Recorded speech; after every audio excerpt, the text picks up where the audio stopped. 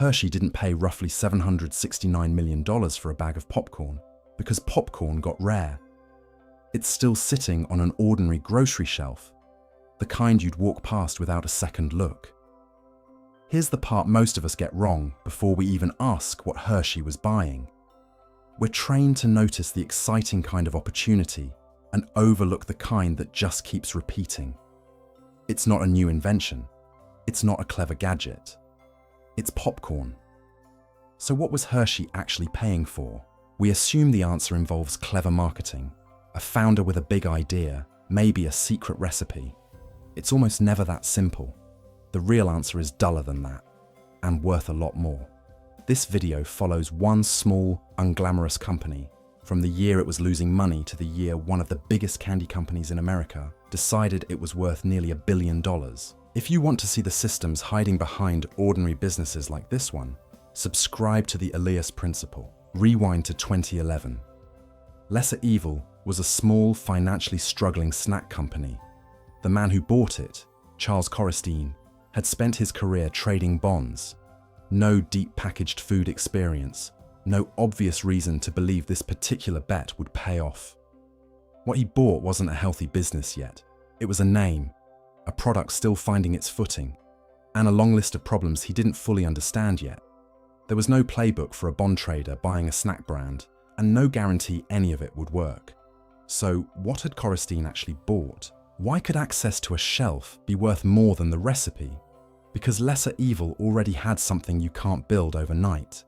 Relationships with distributors, warehouse slots, and retail contacts that a new brand would otherwise have to build from scratch.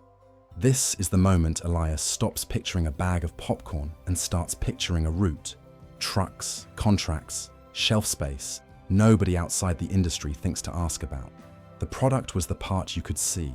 The route it traveled to reach a shelf wasn't visible at all, and it turned out to be far more valuable than it looked. But LesserEvil's biggest problem wasn't invisible at all.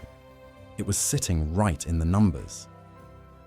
Coristine has explained that relying on outside manufacturers to produce the popcorn kept squeezing the company's margins.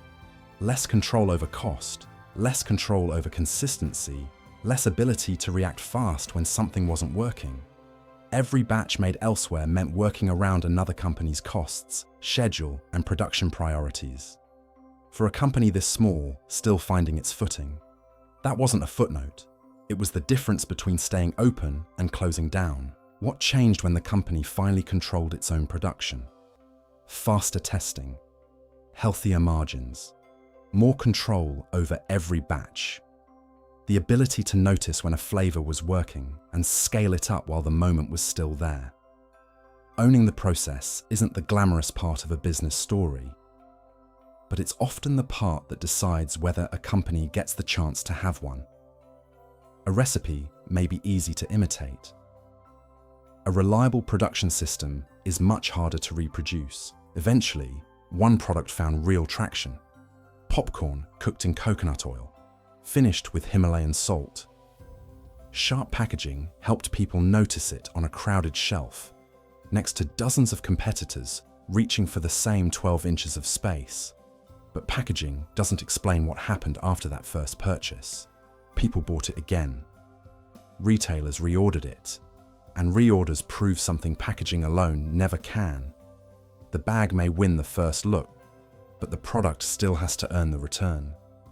That's the kind of proof no clever tagline can manufacture on its own. 14 years after Coristine acquired the struggling company, Hershey completes the deal, roughly $769 million up front, with up to $200 million more if the company hits agreed performance targets. That's not a rounding error buried in a filing. That's one of the largest confectionery companies in America deciding a bag of popcorn, made by a company that once couldn't reliably control its own manufacturing, was worth nearly $1 billion. Not because the corn changed, because everything wrapped around it had. So what was Hershey actually buying? In the preliminary accounting, Hershey assigned roughly $303 million to the trademark, and close to that, about $302 million, to something the filing calls customer relationships. That's not shorthand for every person who's ever grabbed a bag off a shelf.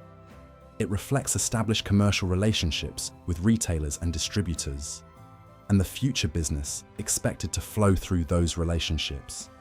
Hershey wasn't only buying popcorn, it was buying a head start.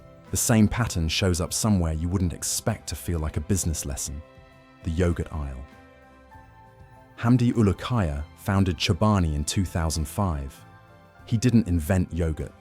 People had been eating some version of it for centuries before he was born, long before it had a wellness aisle to sit in, and long before anyone thought to put a founder's story on the label. What Ulukaya found was a former craft factory, sitting mostly idle in upstate New York, financed through an SBA-backed loan. He spent nearly 2 years refining the product before Chobani launched in 2007, then did something simple. He placed it exactly where Americans already shopped for yogurt. Not a specialty health aisle, but the regular dairy case, right next to the brands people were already buying out of habit. A newer example follows the same logic from a different angle. Misfits Market built a grocery business around produce large retailers were rejecting for looking imperfect. Food that could still find a customer, just no route to reach them. The company's growth made funding headlines, but the valuation isn't the point here. The point is the problem underneath it. Produce that needed a way to a kitchen, and a customer who needed groceries regardless, imperfect vegetables or not. Nobody needs a perfect carrot. They need a carrot. Now, the example that seems to break everything you've just heard. In 1975, Gary Dahl sold a literal rock packaged in a small cardboard box with a tongue-in-cheek training manual for $3.95. By his own estimate, roughly 1.5 million of them sold before the trend faded almost as fast as it had appeared. For a moment, it seemed to prove that any object, wrapped well enough, could sell. So why doesn't pet rock break the rule? For a few months, timing and a good joke beat everything you'd expect. The operation could scale for the craze, but the demand itself had no natural reason to repeat.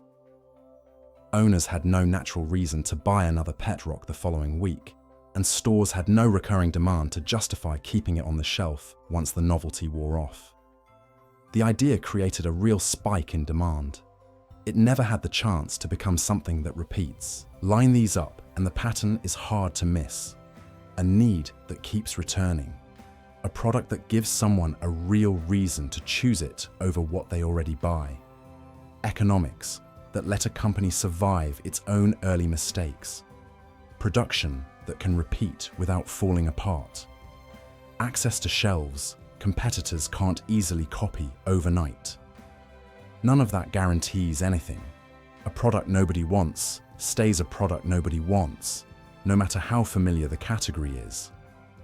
But when those pieces line up, something unremarkable turns into something worth a great deal. Most people size up an opportunity by asking what hasn't been invented yet. It's the more exciting question to ask out loud, but it's usually the wrong one to build around.